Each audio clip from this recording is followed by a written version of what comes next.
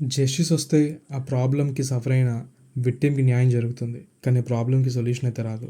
నిన్న morning Kolkata doctor case, ఈవినింగ్కి ఉత్తరాఖండ్లో nurse case, ఇవాళ మార్నింగ్ జార్ఖండ్లో ప్రియస్ నర్సరీ పాపని వాళ్ళ స్కూల్ వ్యాన్ డ్రైవర్ రేప్ చేశాడు. ఇలాగే లాస్ట్ 6 monthsగా చాలా కేసెస్ మన దాకా వచ్చాయి.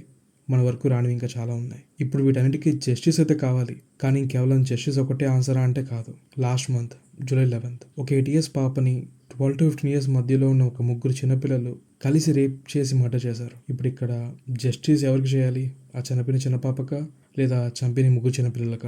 Justice alone is not the solution. రేపన్న రోజు ఒక అమ్మాయి కన్నా ఒక అబ్బాయి కన్నా మళ్ళీ ఇలాంటి ప్రాబ్లం రాకుండా చూడాలంటే ప్రాబ్లంకి రూట్ కాజ్ ఏంటో ఫిగర్ అవుట్ చేసి దాని మీద వర్క్ చేయాలి. ఈ కేసెస్ అన్ని స్టడీ చేశాక నాకైతే 4 విషయాలు సొల్యూషన్స్ కింద అనిపించాయి. దాంట్లో మొదటిది ineffective legal and judicial system. సొసైటీలో కామన్ మ్యాన్కి తప్పు చేస్తే ఏ విధంగా శిక్ష పడుతుందో, అలాగే సో కాల్డ్ ఫినాన్షియల్ అండ్ పొలిటికల్గా ప్రివిలేజ్ పీపుల్కి కూడా తప్పు చేస్తే ఒకేలా శిక్ష పడాలి. కోల్కతా డాక్టర్ కేసులో అయితే ఇదే జరిగింది. ఆ హాస్పిటల్లో ineffective legal and judicial system. రెండవది ethical, moral values and sex education. Comfort అంటే ఏంటి? పర్సన్ స్పేస్ అంటే ఏంటి? పర్సన్కి మధ్య నుండి బౌండరీస్ అంటే ఏంటి?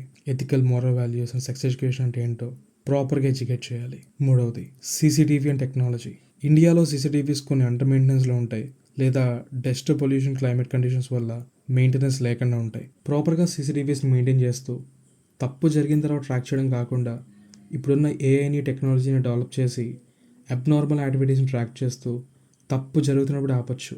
నాలుగవది, ఇది మేజర్ థింగే కానీ కోల్కతా డాక్టర్ కేస్ కాంటెక్స్ట్లో ఇది రిలవెంట్ కాదు. సో దీని మీద సెపరేట్గా నెక్స్ట్ ఒక వీడియో చేద్దాం అనుకుంటున్నాను. సో జస్టిస్తో పాటు ఆ ప్రాబ్లమ్ సొల్యూషన్ కూడా ఆఫర్ సారమే.